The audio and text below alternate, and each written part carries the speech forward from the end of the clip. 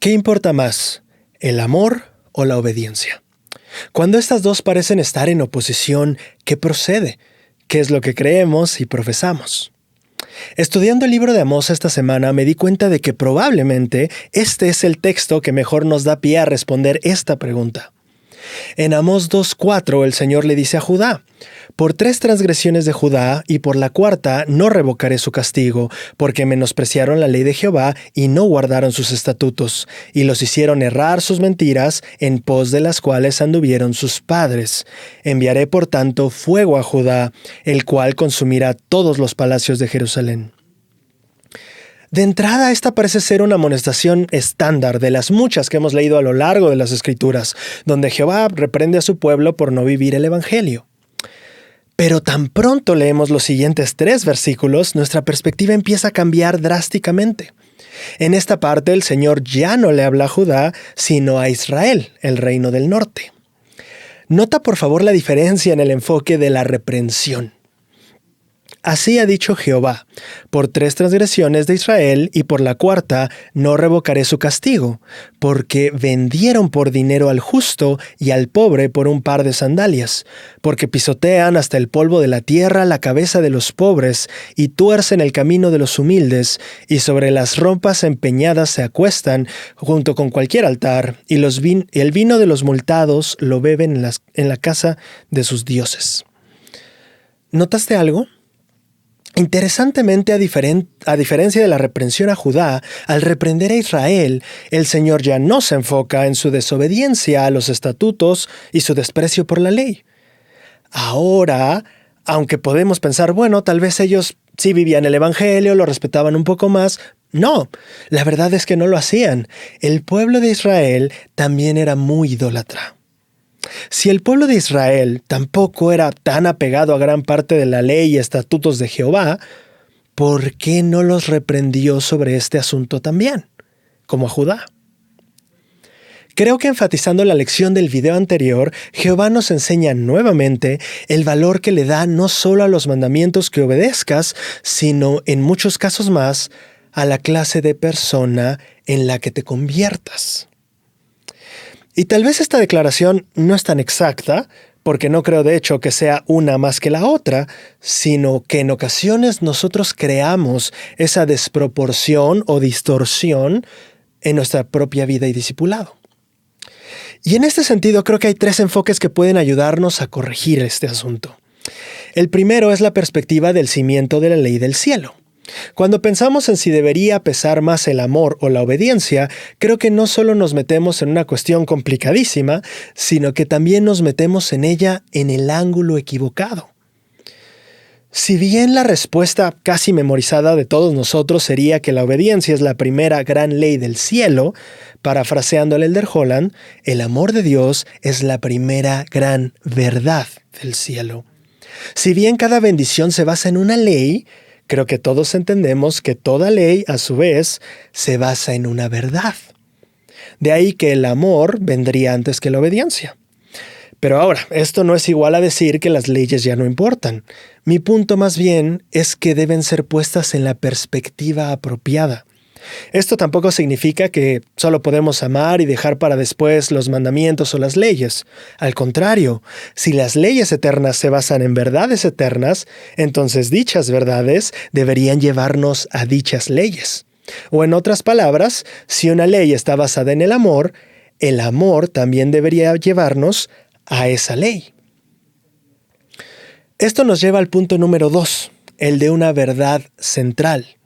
En este sentido, cuando nosotros hablamos de verdades eternas, no solo deberíamos pensar en verdades como tu cuerpo es un templo o el matrimonio es necesario para la exaltación. Claro que esas son verdades muy importantes, por supuesto que lo son, pero después del amor de Dios hay una verdad que es y debería ser central en nuestra vida. Jesucristo enseñó que Él era no solo el camino y la vida, sino también la verdad. Por otro lado, Abinadí enseñó en Mosea 15, 2-4, que Cristo no solo moraría en la carne y sería llamado el Hijo de Dios, sino que también en ese proceso llegaría a ser un Dios. Sí, el verdadero Padre eterno.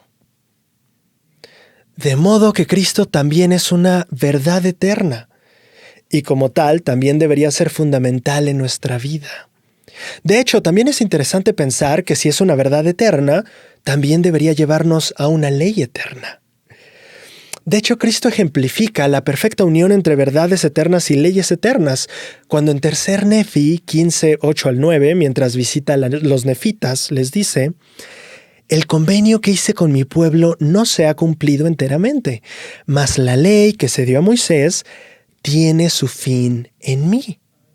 He aquí, yo soy la ley». Si ya aprendimos que 1, las leyes eternas tienen sus cimientos en verdades eternas, y 2, que Cristo personifica tanto la verdad como la ley eterna, entonces ahora podemos pasar al tercer enfoque, que en última instancia nos llevará a ver que el amor y la obediencia están en equilibrio. Al repasar Predicar mi Evangelio, un manual hecho para que los representantes de Cristo sepan cómo ser más como Cristo, me llamó la atención que tanto el amor como la obediencia estuvieran indistintamente presentadas en el mismo capítulo sobre los atributos de Cristo. No como cosas que deberían competir la una con la otra, sino como parte de un todo. Partes igualmente importantes de una plenitud de carácter a la que aspiramos y a la que Cristo personifica. Como diría Pablo, ni el pie, ni la mano, ni el ojo pueden pensar que no necesitan del otro. Ahora tiene sentido por qué en Amós Jehová reprendía a Judá por falta de obediencia y a Israel por falta de caridad. ¡Qué interesante! Al parecer, el pueblo dividido del norte y del sur en este momento podrían representarnos justamente a nosotros cuando nos estamos preguntando si importa más el amor o la obediencia. La respuesta a nuestra pregunta es ninguno. Por ambos te reprendería Jehová, como estamos viendo en la Escritura. Ninguno es más importante que el otro. Antes bien, el amor, siendo la primera gran verdad, nos lleva directamente a la primera gran ley. Y a su vez, el más grande mandamiento que se nos ha dado nos lleva directamente al amor.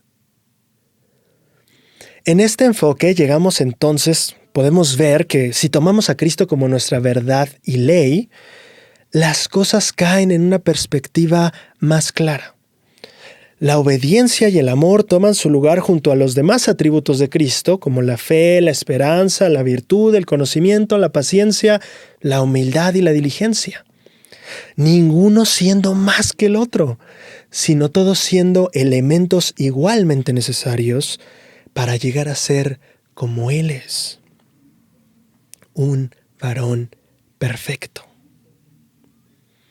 Ahora, si bien hemos aprendido buenas lecciones de por qué Dios reprendió a su pueblo, tal vez esta lección se amplía y profundiza a medida que analizamos la disciplina que le dio Dios a los que no eran su pueblo. ¿Qué tenía el Señor que decir a estos otros pueblos? ¿Era que no habían aceptado el Evangelio? ¿O tal vez incluso algo que tanto los miembros como los no miembros estaban haciendo mal? Ya que hemos aprendido que todos los atributos de Cristo son igualmente importantes, puede surgirnos la pregunta: ¿cómo se supone que desarrolle todos los atributos de Cristo si todos son igualmente importantes? O sea que, ¿con cuál deberíamos empezar? ¿Cuál deberíamos enfatizar? La respuesta a esta pregunta parece extrañamente aclararse en el primer capítulo del libro de Amós. El libro de Amós comienza con una de las reprensiones más interesantes de las últimas semanas. Una reprensión donde el Señor no solo amonesta a su pueblo, sino también a los pueblos a su alrededor. Nota cómo al hacerlo el Señor va en cierto detalle sobre el mal particular que había cometido cada nación. Dime si notas un patrón. Amós 1:3. Así ha dicho Jehová: por 3 transgresiones de Damasco, y por la 4ª no revocaré su castigo, porque trillaron a Galaad con trillos de hierro. Versículo 6. Por 3 transgresiones de Gaza, y por la 4ª no revocaré su castigo, porque llevó cautivo a todo un pueblo para entregarlo a Edom. Versículo 9. Por 3 transgresiones de Tiro y por la 4ª no revocaré su castigo, porque entregaron a todo un pueblo cautivo a Edom y no se acordaron del pacto de sus hermanos. Versículo 13. Por 3 transgresiones de los hijos de Amón y por la 4ª no revocaré su castigo, porque les abrieron el vientre a las de Galaad que estaban encinta para ensanchar sus fronteras. Capítulo 2, versículo 1. Por 3 transgresiones de Moab y por la 4ª no revocaré su castigo, porque quemó los huesos del rey de Edom hasta calcinarlos. Fin de la cita. De primera entrada parece que el patrón es 3 transgresiones y la 4ª no la voy a soportar, pero eso nos distraería del verdadero punto que para mí fue interesante de esta escritura. ¿No te parece fascinante que la reprensión y corrección del Señor a todos estos pueblos no haya tenido nada que ver con ¿no aceptaste el Evangelio? Y ojo, estamos hablando aquí de amonestaciones que conducían o terminaban en enviaré fuego a sus casas y consumirán sus palacios. Estas represiones no son un juego, eran una cosa seria. ¿Por qué no tenía nada que ver con no haber aceptado el Evangelio? En este contexto, tal vez entonces sea mejor preguntarnos ¿por qué sí los reprendió? ¿A qué le dio peso e importancia el Señor en esa amonestación? El Señor reprendió a Damasco, una ciudad de Siria, por haber trillado a Israel, a Gaza, una ciudad de los filisteos, por conquistar un pueblo y entregarlos como esclavos a Edom, a Tiro, una ciudad del Líbano, porque aunque eran muy buenos comerciantes y tenían en general buen trato con todos, olvidaron ese buen trato al vender a todo un pueblo como esclavos a Edom. A Amón, el pueblo descendiente del hijo menor de Lot, lo reprendió porque al ampliar sus territorios estuvo dispuesto a abrir el vientre de las mujeres embarazadas de Israel. A Moab, el pueblo descendiente del hijo mayor de Lot, lo reprendió porque dentro de sus conflictos con Edom, los descendientes de Saúl, hermano de Jacob, este pueblo había quemado los huesos de su rey hasta calcinarlos. ¿Notas un nuevo patrón aquí? Todos estos pueblos eran vecinos. Y en ello, aunque algunas veces es cierto que se apoyaron mutuamente, también se tornaron los unos contra los otros. Se atacaron mutuamente, quemaron vivos a sus reyes, se conquistaron y esclavizaron para obtener más territorio y en el proceso le quitaron la vida salvajemente a las mujeres. Y aquí es donde regresamos a nuestro tema. ¿Qué tiene que ver toda esta reprensión y amonestación del Señor con desarrollar los atributos de Cristo y saber qué atributo desarrollar primero? Bueno, tiene que ver con el hecho de que aunque todos los pueblos se generalizaron en violencia, la reprensión de Jehová no va a ellos de manera general, sino en particular y muy específicamente algo que cada uno de esos pueblos había cometido. En las palabras del presidente Harold B. Lee en su libro de enseñanzas de presidentes de la Iglesia, en la página 34, el más importante de todos los mandamientos de Dios es aquel que les resulte más difícil guardar hoy. Así que adaptando esta enseñanza sobre los mandamientos del presidente Harold B. Lee a los atributos de Cristo, que es el tema de ahora, la respuesta a la pregunta ¿qué es más importante y en qué deberíamos centrarnos? No tiene una respuesta igual para todos, sino una respuesta particular y personal. Depende de tu propio paquete de fortalezas y debilidades. Si bien es cierto que todos los atributos son igual de importantes, en la aplicación práctica de cómo y en qué orden desarrollarlos, los pasos se adaptan a cada uno de nosotros y nos dejan, de alguna manera, en caminos diferentes de la misma senda. Si Dios se presentara, por ejemplo, ahora a toda la iglesia, entonces tal vez no nos daría un atributo o mandamiento más importante para todos, sino más bien tendría algo específico para ti y para mí. De ahí que el modelo de la revelación personal es una solución brillante para atender las vidas tan diferentes y variadas de cada uno de nosotros. Ahora, una vez que ya identificamos el atributo de Cristo en el que nosotros queremos mejorar y nos esforzamos por volvernos todos unos campeones en él, viene un peligro. A diferencia de lo que comúnmente pasa al guardar los mandamientos, el desarrollo de los atributos de Cristo tiende a fácilmente volverse un problema de equilibrio. Por ejemplo, al desarrollar paciencia, debo cuidarme de no ser un reposado en Sión. Al desarrollar virtud, de no desarrollar superioridad moral. Y al desarrollar amor, no dejar de lado la rectitud. Así que si bien podemos empezar enfocándonos en un atributo, ¿cómo nos cuidamos de los extremos?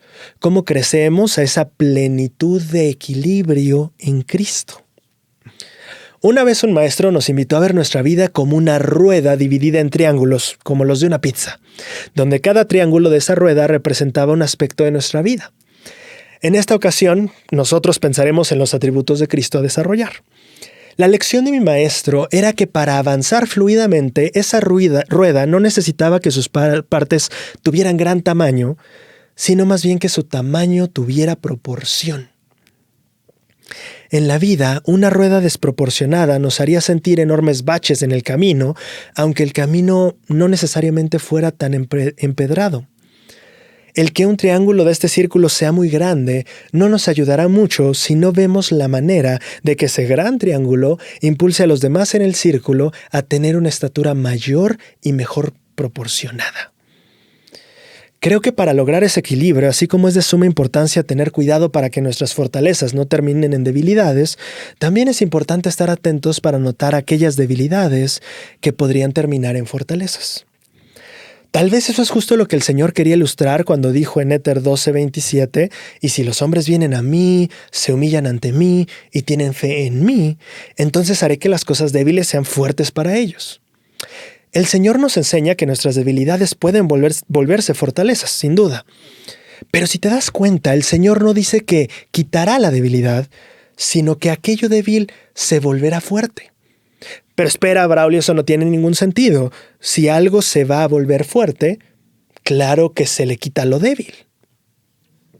Y estoy totalmente de acuerdo con eso.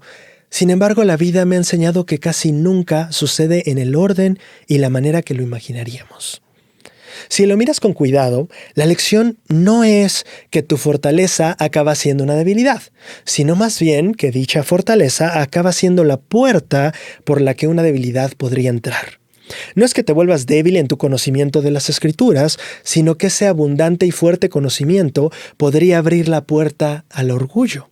No es que te vuelvas débil en tu rectitud u obediencia, sino que esa abundante y fuerte justicia podría abrir la puerta para la arrogancia. Si esto funciona así en la dirección fortaleza-debilidad, tendría sentido que el mismo caso fuera cierto en la dirección debilidad-fortaleza. O sea, que el proceso de tornar nuestras debilidades en fortalezas no es precisamente haciendo que desaparezcan, sino viendo cómo una debilidad puede abrir una puerta a una fortaleza. Te voy a ser súper honesto aquí.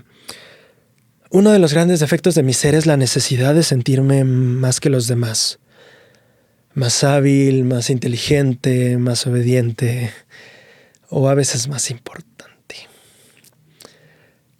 Cuando empecé a aprender que nuestras debilidades podrían abrir un camino a nuevas fortalezas, esta idea de ser mejor que los demás empezó a enfocarse en áreas en donde antes no había estado tan presente.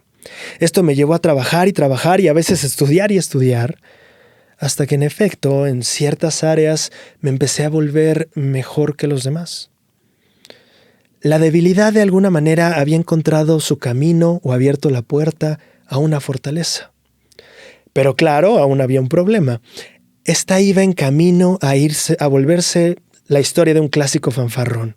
Y aquí es donde viene una de las mejores lecciones que he aprendido sobre convertir nuestras debilidades en fortalezas. En ese momento descubrí otra debilidad.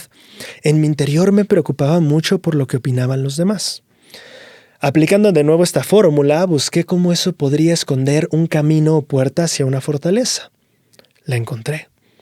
De algún modo esta debilidad también escondía la fortaleza de interesarme por lo que los demás sentían. La lección no está solo en el hecho de que repetí el proceso con otra debilidad, sino que al enfocarme en esta nueva debilidad, fortaleza encontrada, también encontré la manera de combatir muy bien mi otro problema. Con el tiempo, he empezado a lograr avanzar con fuerza desde mi deseo de lograr más, mientras al mismo tiempo ese deseo es equilibrado por mi impulso de no hacer a otros sentirse menos. De algún modo no solo aprendí como una debilidad, sin quitarla, podría abrir la puerta a una nueva fortaleza, sino que al repetir ese proceso con otras debilidades, podría ir neutralizando justamente un paso a la vez la debilidad inicial. Espero que tenga sentido. Al ir encontrando un punto medio y avanzando en él, mi deseo de lograr más cada vez se centra menos en sentirme mejor que alguien más, sino más bien ser alguien mejor que lo que fui ayer. Claro, por supuesto, de vez en cuando me encuentro volviendo al error otra vez, pero la profundidad del problema y la frecuencia con la que ocurre han disminuido mucho. Ahora, yo sé que esto suena demasiado raro. No te enfoques en quitar una debilidad, sino apóyate en ella para construir una fortaleza. Y no te diré que sea la mejor idea o la más ideal. Pero para caminar, gatear o usar una muleta tampoco lo es. Y muchas veces justamente necesitamos una de esas dos, ya sea para aprender a caminar correctamente o para volver a andar más equilibradamente. Alguien podría decir, soy tímido, por lo que al no hablar tanto, se me abre la puerta de observar mejor.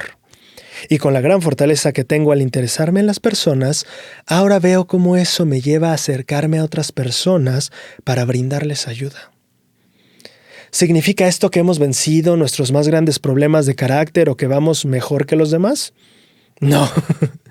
De hecho, eso sería volver al mismo problema. Pero significa que sí hemos entendido que desarrollarnos a ser como el Salvador implica ir equilibrando los atributos a medida que avanzamos. Significa que ya no vemos nuestros convenios solo como un compromiso a los mandamientos y leyes, sino una senda hacia quien es la verdad y la ley.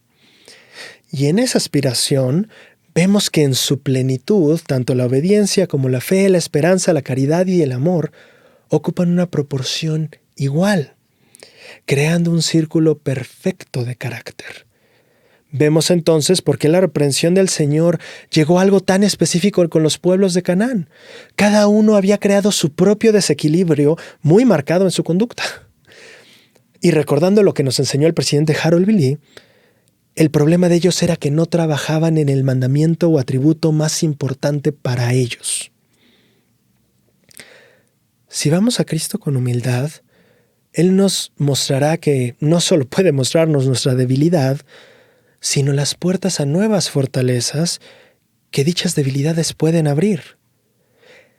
Y al seguir este proceso aprendemos que el que Cristo sea el centro de nuestra vida no significa solamente obedecerlo sin importar qué pase, sino también enfocarnos y mantenernos centrados en su equilibrio y balance.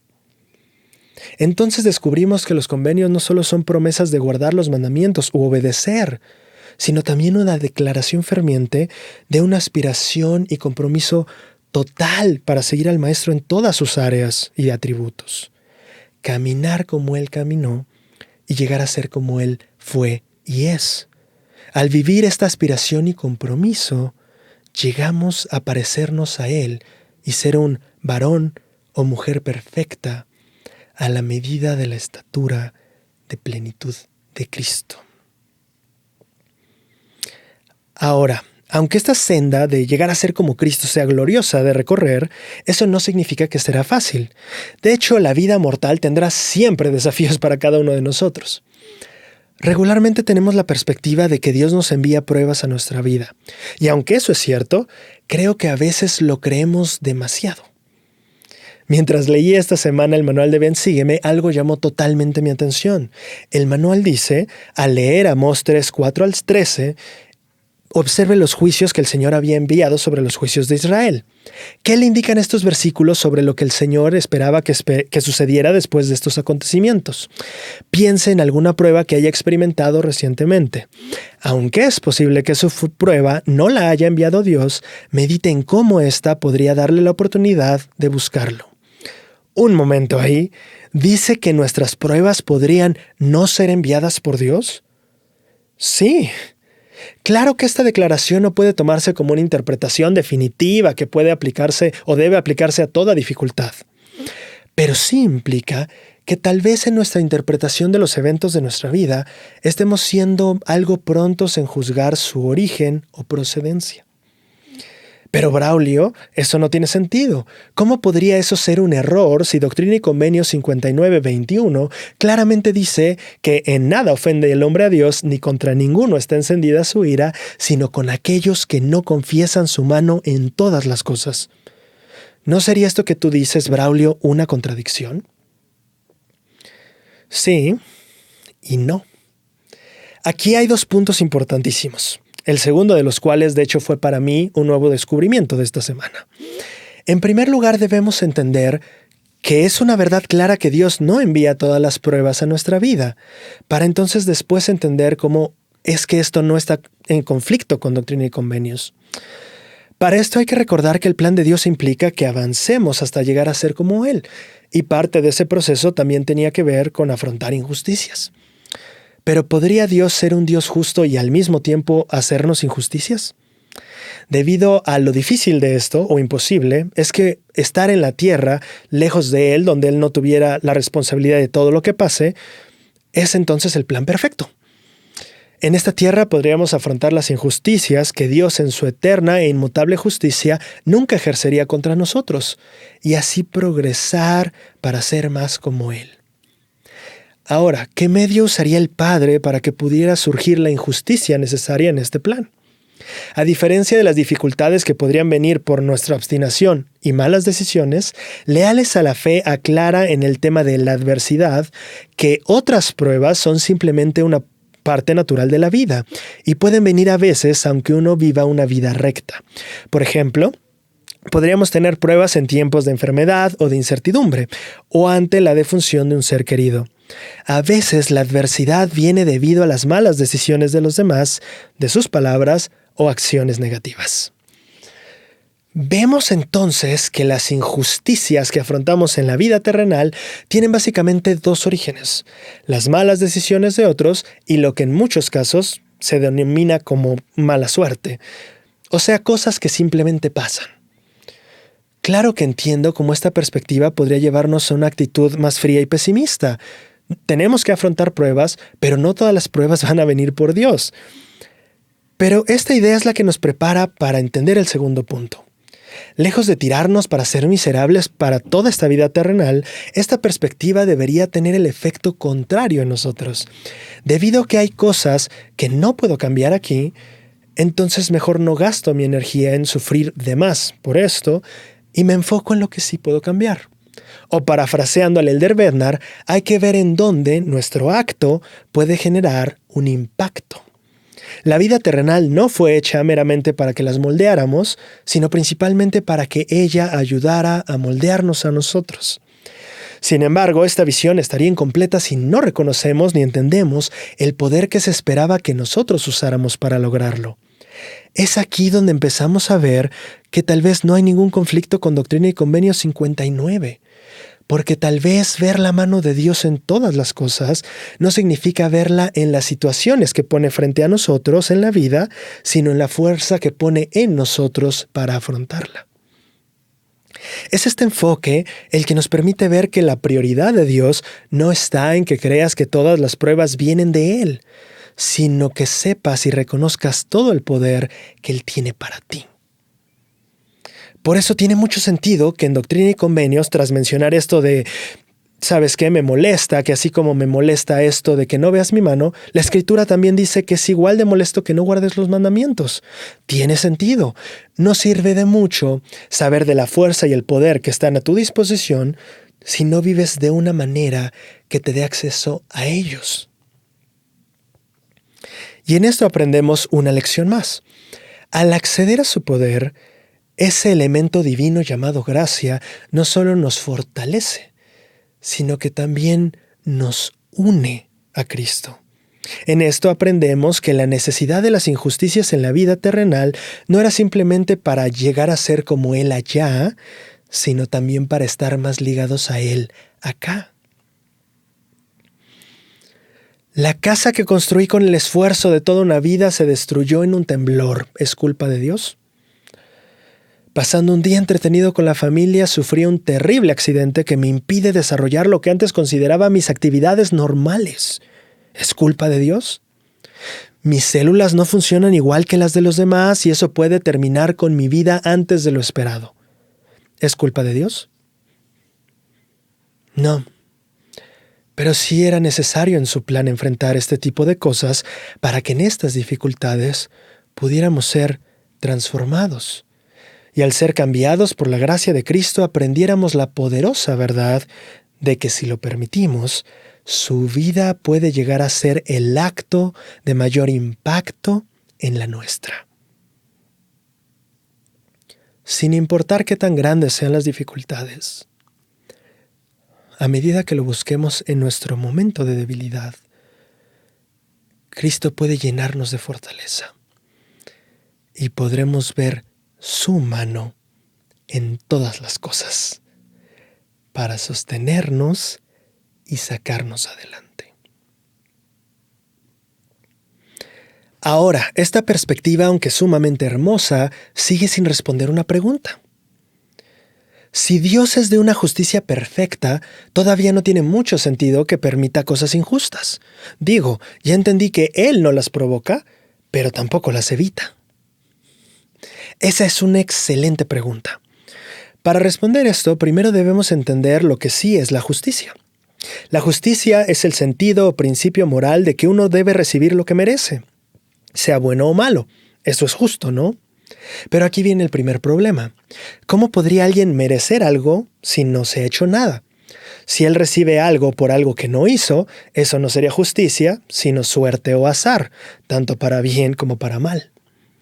Ahora, aunque la persona llegara a merecer algo por lo que hizo, tampoco sería justicia del todo si las condiciones de su acción estuvieran fuera de su control, tanto para bien como para mal. De modo que para que exista la justicia y se pueda realmente merecer algo, debe haber no solo acciones, sino también control personal sobre esas acciones o decisiones. O sea, libertad. Y el problema es que esa libertad siempre viene con la opción de escoger mal. Esa libertad siempre incluye el riesgo de que se tomen decisiones injustas. La única manera de evitar realmente la injusticia es limitando o eliminando la libertad de las personas para cometerlas. Pero si no actúan por su propia cuenta y en su control, realmente no pueden merecer nada ni para bien ni para mal. Y merecer cosas, ya sea para bien o para mal, es justamente lo que la justicia significa. De modo que al tratar de quitar la injusticia, ya hicimos que la justicia quede invalidada o nula, ya que nadie podría merecer nada ni para bien ni para mal. La única manera de eliminar la injusticia al 100% es si eliminamos las condiciones necesarias para que también exista la justicia. No puedes quitar una sin quitar también la otra. O como diría Ley, debe haber oposición en todas las cosas. Ahora, claro que en cierto sentido hay justicia en decir, bueno, si controlo a todos y no hacen nada, por tanto no merecen nada, ni bueno ni malo, y eso es justo.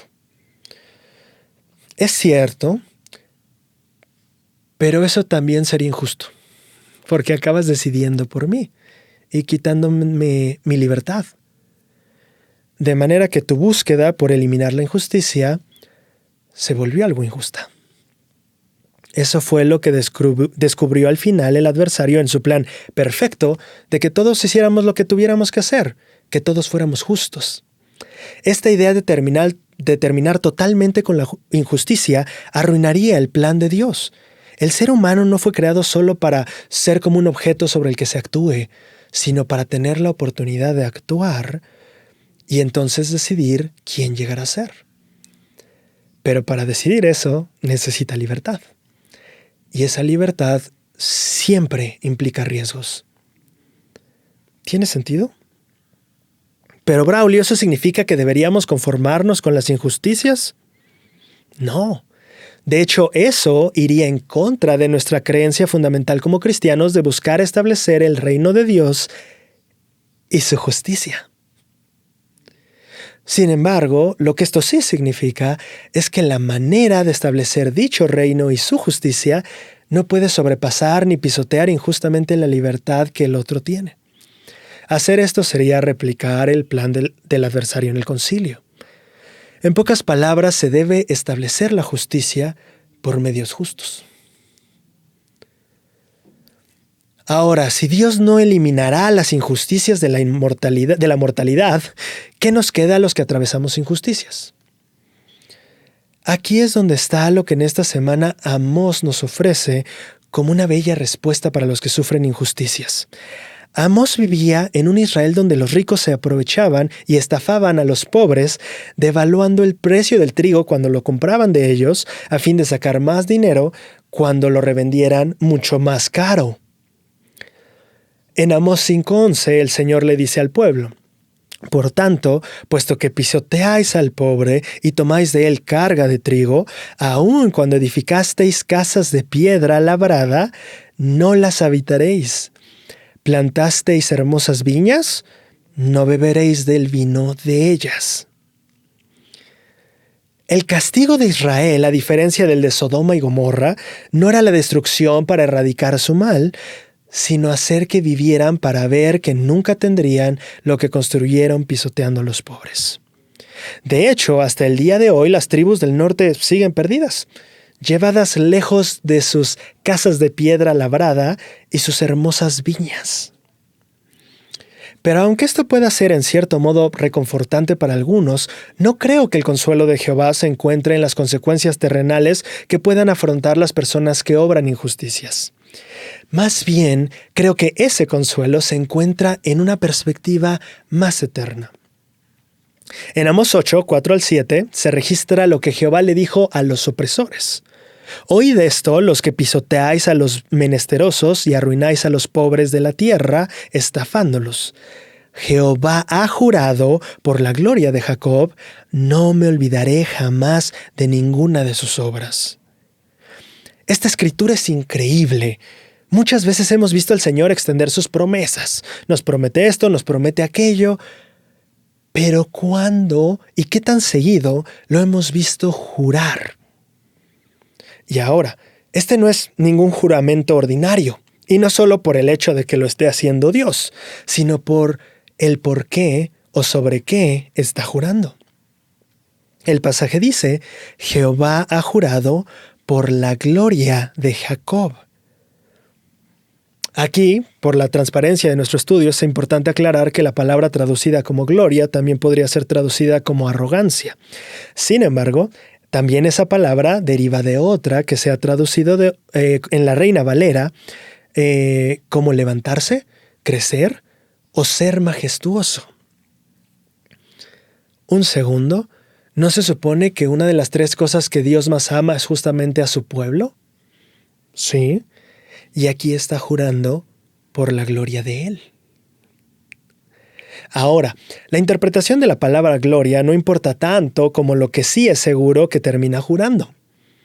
Nunca, y escucha bien estas palabras, nunca me olvidaré de ninguna de sus obras, le dijo a los opresores.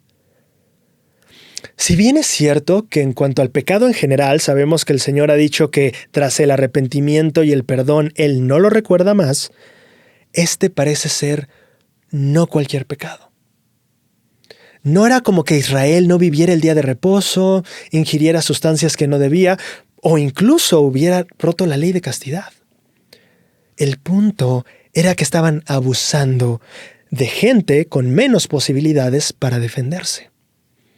Y me encanta el contraste que tiene esta escritura con lo que aprendimos del perdón en Doctrina y Convenios. Me hace recordar las palabras del presidente Nelson. El abuso es una abominación.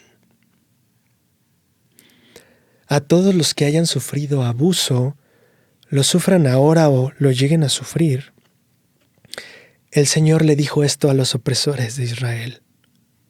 Juro que no me olvidaré jamás de ninguna de sus obras.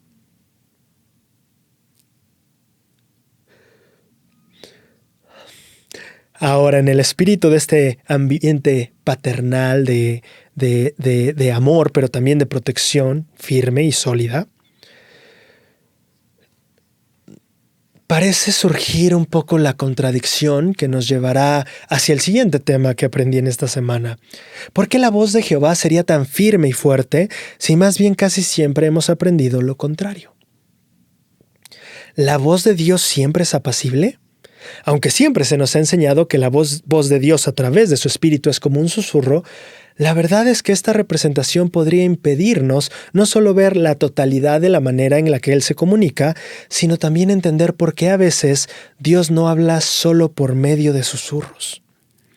Al leer el versículo 2 de Amós 1 me llamó mucho la atención la forma en la que este profeta describe la voz del Señor.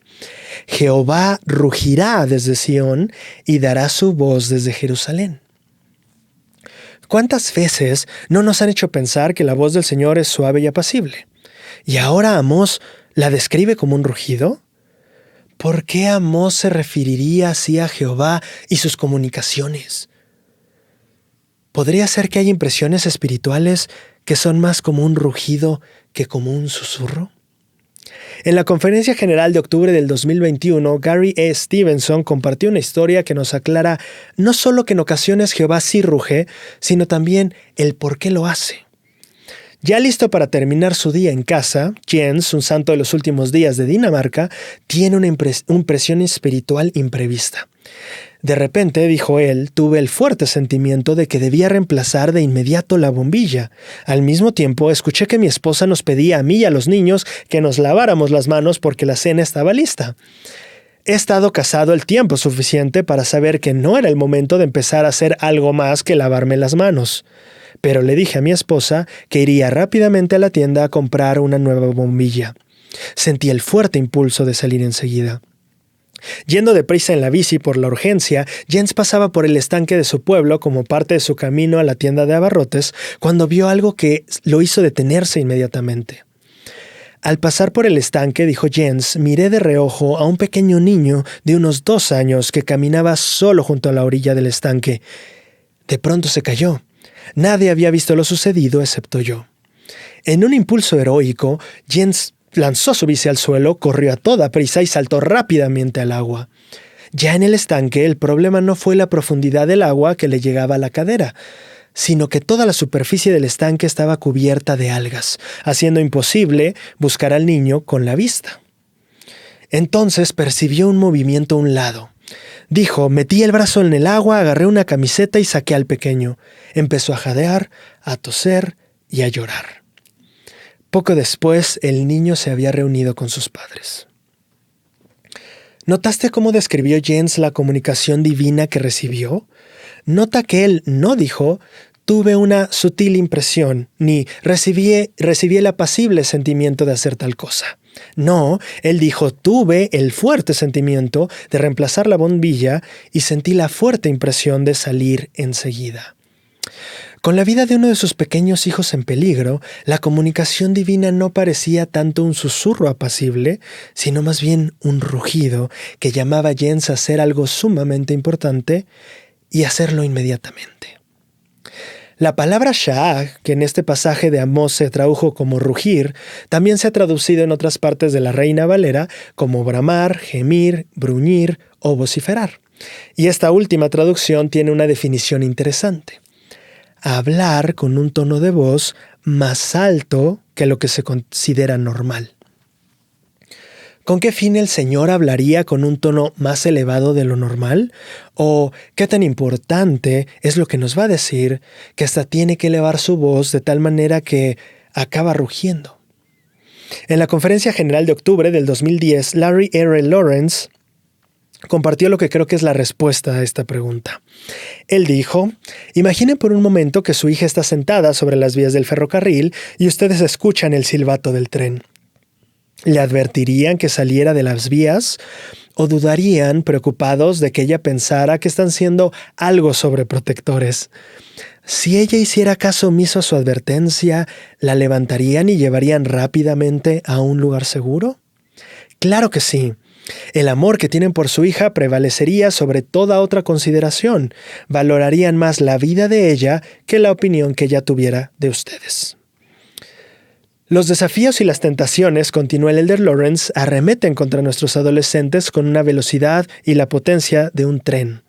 En estos últimos días, lo que el mundo realmente necesita son padres y madres valientes que no teman defender lo correcto ni adoptar una postura. Igual que los padres que describe el Elder Lawrence, nuestros padres celestiales tienen una postura muy firme y no temen defender lo correcto a fin de velar por nuestro bienestar. Claro, aquí la lección ya no va solo en las circunstancias donde caigamos físicamente en el fondo de un estanque, sino cuando espiritualmente esté a punto de arrollarnos un tren. A diferencia de lo que regularmente pensamos, la voz de los cielos a veces sí se vuelve no solo firme, sino fuerte y más alta de lo normal. Pero la lección aquí no está tanto en el qué se hace, sino en el por qué se hace. La descripción tan particular de los modos de hablar del Señor y sus intenciones en esos modos nos ayuda a conocer no solo la importancia que tiene la voz del Señor para guiar nuestras vidas en seguridad, pero también lo mucho que el Salvador y nuestros padres celestiales nos aman. Tal como un padre o madre que ven el tren venir, casi podemos visualizar frente a nosotros al Salvador elevando su voz valientemente sobre el alboroto para decirnos: aquí estoy, este es el camino y estos son los peligros de los que quiero cuidarte. Si se lo permitimos, Él saltará al estanque cada vez que lo necesitemos y nos sacará triunfantes. Como nuestro protector y defensor, Jehová dará su voz desde Jerusalén y rugirá desde Sión.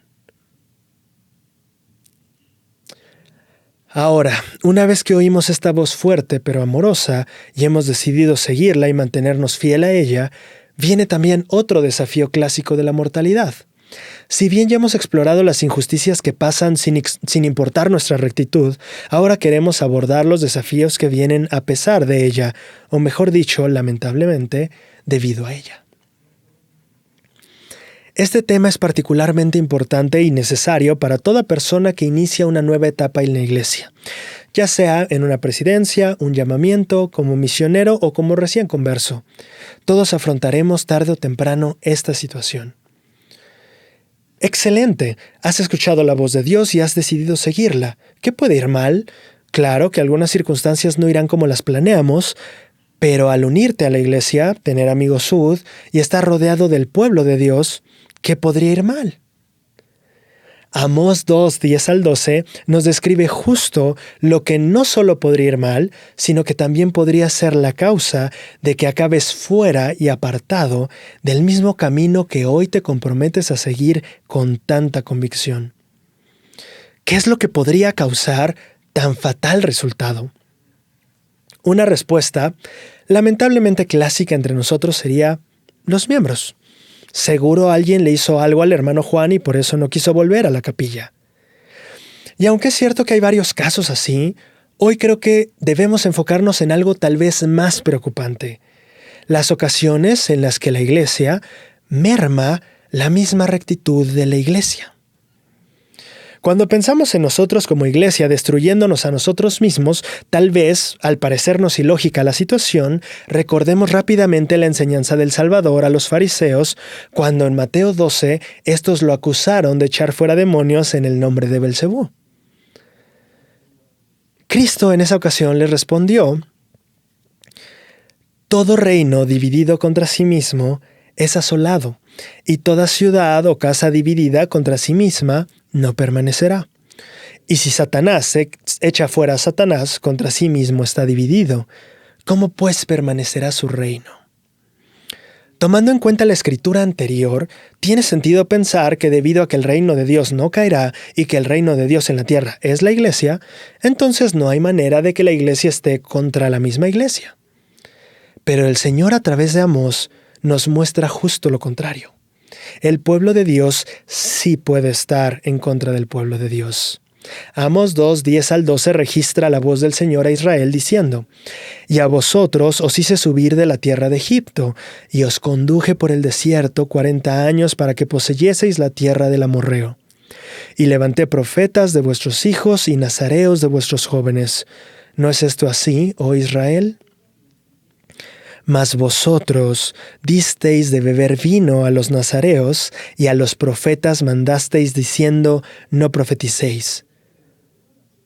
Aquí es donde aprendemos que sí, en efecto, el pueblo de Dios puede estar en contra del pueblo de Dios, la iglesia contra la iglesia, y nosotros podemos acabar saboteándonos a nosotros mismos.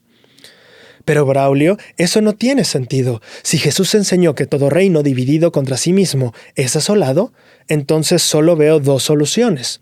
O tú estás mal en lo que dices sobre la iglesia contra la iglesia, o entonces la iglesia, como reino, al estar dividida, será asolada. Y en este punto, Braulio, perdón, pero es muy claro que la respuesta correcta es que tú estás equivocado, porque si la iglesia es asolada, entonces no era el reino de Dios que no podía ser derribado. Esa es una excelente lógica y tiene muchísimo sentido, por supuesto, pero no creo que sea del todo correcta. Y te voy a explicar por qué. Si bien es cierto que la iglesia es el reino de Dios en la tierra, la iglesia no es todo el reino de Dios. Es como decir el dinero de Claudia en el banco. Eso no significa que lo que haya en el banco sea todo el dinero de Claudia. De esa manera debemos entender a la iglesia como una embajada.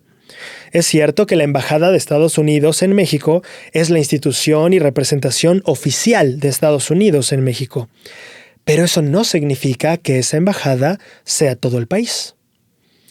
Este último ejemplo nos permite ver que si bien la iglesia es la representación oficial del reino de Dios en la tierra, no podemos hacerla pasar por todo el reino.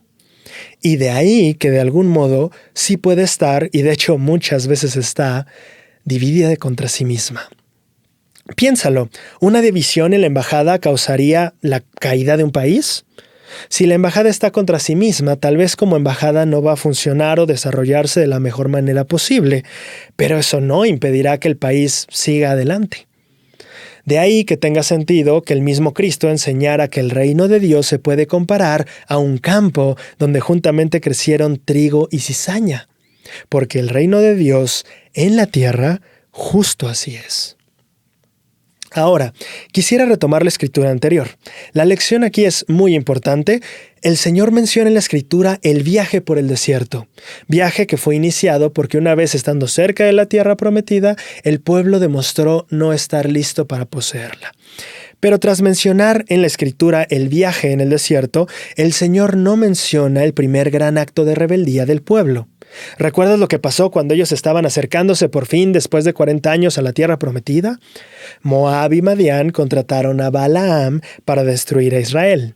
Y aunque la estrategia inicial no funcionó, Madián utilizó la información adquirida para desviar a Israel a la idolatría, usando sus hijas como carnada religiosa. Ese fue el primer gran conflicto y rebeldía de Israel tras sus años de purificación en el desierto. Si este viaje tenía el objeto de purificar al pueblo y este falló tan pronto se acercaron a la tierra prometida, ¿por qué el Señor no usa en esta escritura de Amós ese evento para ejemplificar la rebeldía de Israel tan inmediata y tan natural y constante? Ese hubiera sido un claro ejemplo de cómo el pueblo se deja influir por los demás. Esa es una muy buena pregunta. La respuesta creo que es justo ese es el punto que Dios quiere hacer en el pasaje. El problema no era que hubieran cedido ante las presiones externas, sino ante las internas. No eran los madianitas ni los filisteos los que estaban causando esta decadencia en el reino. Era el mismo pueblo. Era su misma gente que aun teniendo profetas y nazareos prefirieron decirles, no te preocupes, no profetices, tú tómate este vinito y relájate. El pueblo de Israel superó de una manera u otra el problema con los madianitas y otros pueblos, pero no había notado que tal vez el mayor problema residía aún entre ellos. Aquí no solo quiero recordarte que no estoy hablando de ofendernos entre nosotros, también quiero aclarar a qué me refiero con todo esto. Habrá momentos en nuestro discipulado y en nuestra participación como miembros de la iglesia en los que los ataques a nuestra fe, nuestra sinceridad y nuestra devoción y esfuerzo no vendrán desde afuera. al conocer más a cada persona, al servir junto con alguien o al iniciar una misión. Es probable que el sentimiento más fuerte y tal vez más desgarrador que enfrentarás no será el de estar ofendido, sino el de estar decepcionado. ¿Cómo puede ser que las personas que se supone que sean mi ejemplo son las que menos me lo dan? Yo experimenté esa sensación cuando empecé mi misión. No era lo que yo esperaba, pero no sobre la misión, sino sobre algunos misioneros. Entonces no pude evitar pensar, esto no puede ser la misión, no es como yo lo imaginé. Y honestamente creo que todos debemos afrontar ese sentimiento en algún punto de nuestras vidas. Ahora, ¿cuál es la lección de todo esto? Que muchas veces se nos prepara para recibir el golpe de la ofensa con perdón, pero no estamos realmente listos para el golpe de la decepción. Y ese pega fuerte. Es como un gancho al hígado que sin que lo quieras comienza a doblar todo tu cuerpo, o en el caso de este ejemplo, toda tu fe. Pero lo que quiero que sepas es que esto no significa que este ring sea el reino equivocado o que tú mejor no deberías estar peleando esta batalla. Lo que significa es que lo que Cristo dijo y advirtió es simplemente verdad. En el reino de Dios, en la tierra, en esta etapa terrenal, siempre habrá trigo y cizaña. Siempre habrá los que le dirán al nazareo, toma vino, y al profeta, no profetices. Siempre habrá quienes no aprecien tu consagración y tu esfuerzo y hasta te desanimen en esa senda.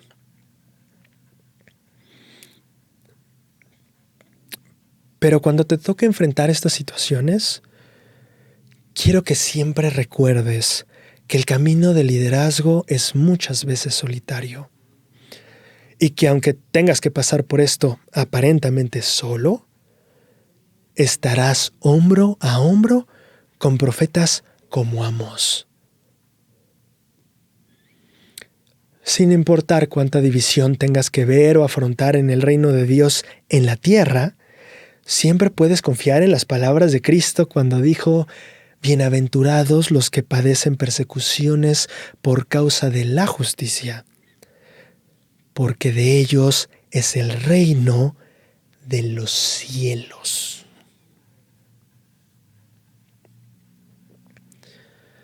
Ahora, mientras nos esforzamos por seguir adelante sin importar lo que los de afuera o adentro digan, puede venir un peligro del que Amós parece también cuidarnos.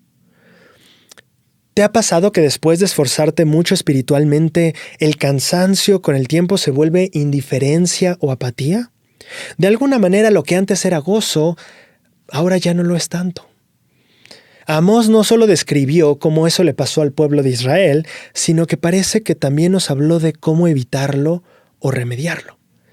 En Amós 3, 13 al 15, el Señor dice: el día en que castigue las transgresiones de Israel, castigaré también los altares de Betel, y serán cortados los cuernos del altar y caerán a tierra. Y heriré la tierra de la casa de invierno junto con la casa de verano, y las casas de marfil perecerán, y muchas casas serán arruinadas, dice Jehová.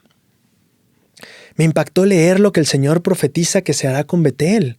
Personalmente crecí viendo este lugar como un templo, un santuario de fe donde los grandes profetas habían tenido algunas de las experiencias más sublimes disponibles para la humanidad. Y cuando leí esta semana que los altares de Betel serían castigados, no podía creerlo. ¿Dios destruyendo sus lugares sagrados? ¿No sería como destruir el templo? Pero pensándolo un poco más, me di cuenta de que ese era justo el mensaje que el Señor quería transmitir. Mira, no es por coincidencia los símbolos o lugares que se ocupan en estos dos versículos. ¿Qué era Betel? Como un templo para Abraham y Jacob. ¿Cuál era esa tal casa de marfil que también se menciona? La casa que construyó Salomón en pleno apogeo del reino. De manera que tenemos dos grandes símbolos de esplendor y plenitud, tanto temporal como espiritual, que ahora serán reducidos a escombros, transformados ahora en símbolos de error y fracaso, tanto temporal como espiritual. ¿Cómo puede ser que el mismo lugar, que fue un símbolo que representaba elevación para unos, para otros acabó representando la destrucción? Y no la destrucción del lugar, recuerda que esto es un símbolo, la destrucción espiritual. Creo que lo que el Señor nos dice aquí es que la elevación no se trata de los templos ni de las casas, sino de los creyentes que moran en ellos. Ahora, la lección no se queda solo en los templos, debemos de traerla a nuestras propias vidas. Así como hubo lugares que para el pueblo de Israel fueron símbolos de elevación y luego de destrucción, también en nuestra vida habrá caminos que un día se verán gloriosos y llenos de esplendor y otros no tanto. No significa que el camino sea malo necesariamente, porque Betel era Betel y la casa de marfil era la casa de marfil. Lo que significa es que de la misma manera en la que el reino tiene trigo y cizaña, los buenos caminos tienen días buenos y malos, y que los mismos caminos que nos trajeron gozo a veces parecerán más grises y opacos. Ahora, si bien el aprender que nuestro discipulado incluye tanto días gloriosos como días aburridos, es el primer paso para aprender a navegarlos mejor, ¿qué otros pasos hay que seguir? Aquí quiero aclarar que creo que dichos pasos, orden y aplicaciones son diferentes para todos. Para algunos podría implicar hacer ajustes espirituales, a otros ajustes emocionales, y para muchos otros cuidar su salud, o aprender de un especialista qué es lo que el estrés, ansiedad o cualquier otro padecimiento podría estarles robando de sus vidas. Pero como en este canal venimos a aprender de las Escrituras, la respuesta en esta ocasión estará enfocada en ellas. En Amós 5, 14 al 15, el Señor dice: «Buscad lo bueno y no lo malo, para que viváis, porque así Jehová Dios el Señor estará con vosotros como decís. Aborreced el mal, amad el bien, y poned juicio en la puerta. Quizá Jehová, Dios de los ejércitos, tendrá piedad del remanente de José». ¿Notaste eso? Dice, quizá Jehová tendrá piedad. Esa frase me hizo pensar en primer lugar en un Dios que dice, esfuérzate y ahí vemos si te salvo. ¿Por qué el profeta diría eso? Creo que tenía que ver con que ellos se habían vuelto demasiado cómodos con sus rituales y rutinas religiosas, que ya habían perdido de vista el origen real de la salvación que buscaban y creían tener. Envueltos en lo cotidiano de su adoración, se habían olvidado de lo que esta adoración significaba en primer lugar. Representaba la necesidad de la salvación de un ser superior. Ninguno de nosotros debe confiar tanto en su rectitud como para pasar de largo la importancia y necesidad de la expiación de Cristo. Y creo que era justo esto lo que le pasaba a ellos. La idea de quizás Dios te salve no la veo como un si me da la gana tal vez lo hago, sino más bien como un nunca olvides que lo que hice para salvarte fue algo que yo decidí hacer. No por tu rectitud, sino porque te amo. Por eso decidí beber la amarga copa. Nunca olvides eso. En la Conferencia General de abril del 2015, Dieter F. Uchtdorf nos enseñó de este mismo principio cuando nos dijo: en la Biblia leemos acerca de la visita de Cristo a la casa de Simón, el fariseo. Por fuera, Simón parecía un hombre bueno, recto, con regularidad cumplía sus obligaciones religiosas, guardaba la ley, pagaba sus diezmos, observaba los días de reposo, oraba diariamente e iba a la sinagoga.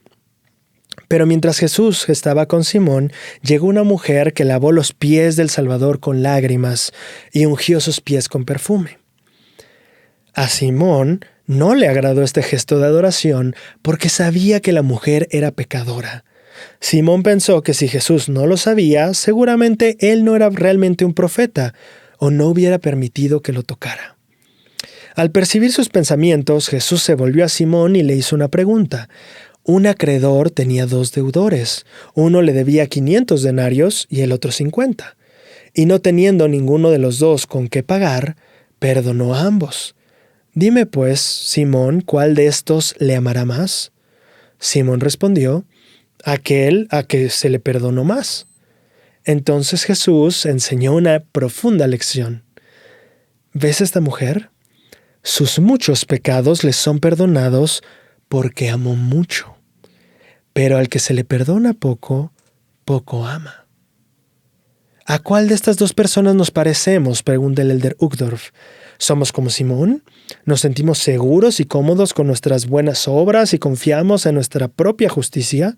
¿Somos quizás algo impacientes con quienes no viven según nuestras normas? ¿Estamos en piloto automático?